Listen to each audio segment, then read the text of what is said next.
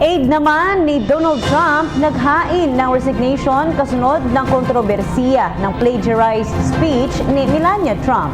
Mag-asawang Donald at Melania hindi tinanggap ang pagbibitiw ng kanilang aide. At alamin naman natin kung papaano nahinto sa bansang Thailand ang mother-to-child transmission ng HIV/AIDS mula sa mga globalita ni Pauline Requesto.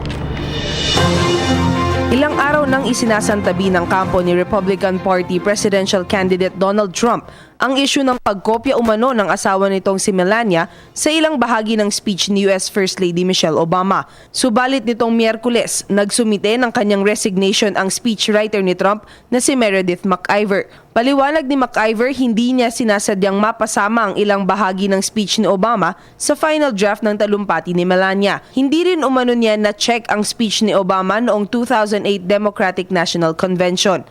Hindi naman tinanggap ng mag-asawang Trump ang resignation letter ni McIver.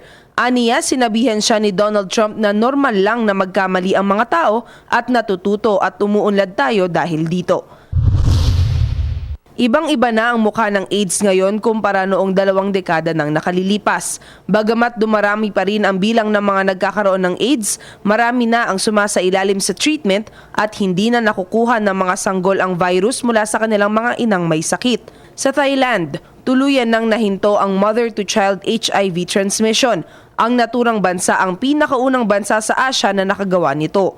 Ilan sa mga naisip na paraan ng mga scientist ay ang pag-imbita sa mga nanay sa simbahan para magpa-HIV test kasabay ng pagbibigay ng baby shower. Napag-alaman ng mga eksperto na halos 2 beses na mas marami ang mga kababaihang nagpapatest at sumasailalim sa treatment sa ganitong pamamaraan.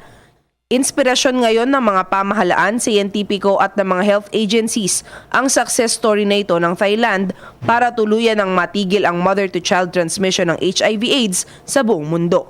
Para sa PTV News, ako si Pauline Requesto. Hi! Ako si Ria Fernandez. Mag-subscribe na sa PTV YouTube channel. I-click lang ang subscribe button.